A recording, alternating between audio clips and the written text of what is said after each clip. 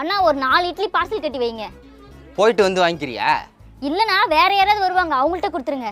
வேற யாராச்சும் வருவாங்க, அவங்கள்ட்ட கொடுத்துடணுமா? ஓ, உனக்கு பிறந்த நாள், அதனால 4 இட்லி வாங்கி வச்சு யாராச்சும் ஏழையானவங்க வந்தாங்கன்னா அவங்கள்ட்ட கொடுக்க சொல்ற அதானே?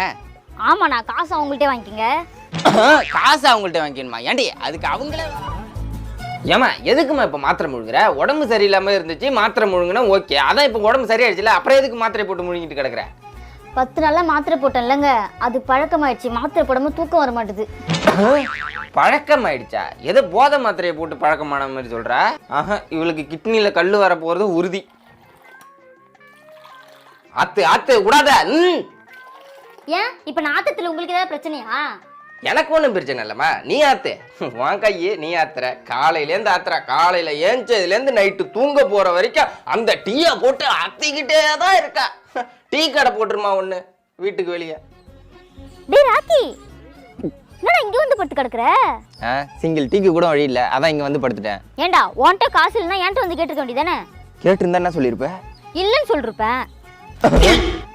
ஏண்டி செவனேன்னு படுத்து கிடக்குறவனை வந்து எகத்தாளமா பண்ணிட்டு போறீங்க? எனக்கும் ஒரு காலம் வரும், அப்போ வச்சுக்கிறோம். என்ன மச்சான் 10 நாள் ஆளே காணோம், எங்க போய் இருந்தா? அதுவா, வெயில் ரொம்ப ஜாஸ்தியா இருக்குது இல்ல மச்சி, ஏசி வாங்கவும் வசதி இல்ல. அதான் ஊட்டி கொடைக்கானல் கேரளான்னு ஒரு 10 நாள் ஃபேமிலியோட டூர் போயிருந்தேன். அப்படியா?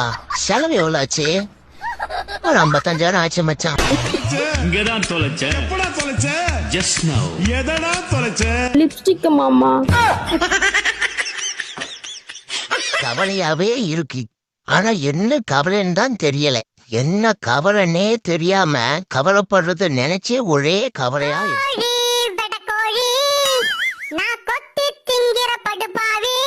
பரவாயில்லையடி, எங்க அம்மா மாதிரியே பாடுற. என்னடி சொல்ற? உங்க அம்மா பெரிய பாடகியா? இல்லடி, அவங்களுக்கும் ஒன்ன மாதிரி பாட தெரியாது.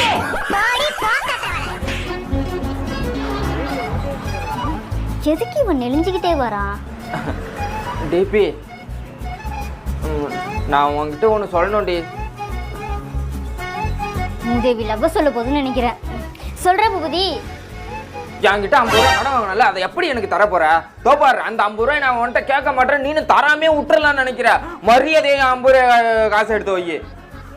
நான் ஸ்கூல் படிக்கிறப்போ இந்த வாத்தியார் என்னை ஆடு மேய்க்கதா லாக்கின்னு சொன்னாரு.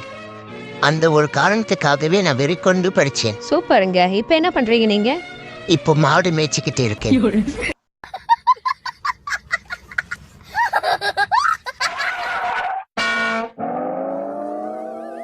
எதுக்குமா வேலையை புடிங்கிட்டு இருக்க? சித்தப்பா, எங்க டீச்சர் தான் சொன்னாங்க வேலையே பயிர மேயுமா.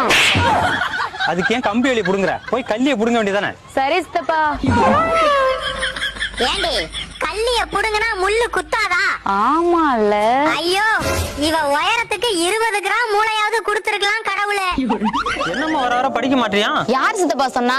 யோ, அவ நல்லா தாய படிக்கிறா, நான் தானே டெய்லியும் சொல்லி கொடுக்கறேன். என்ன வண்டுக்கு நண்டு சப்போர்ட் பண்ணுது? சரி, 30 கூட்டினா எவ்வளோமா? 70 சித்தப்பா.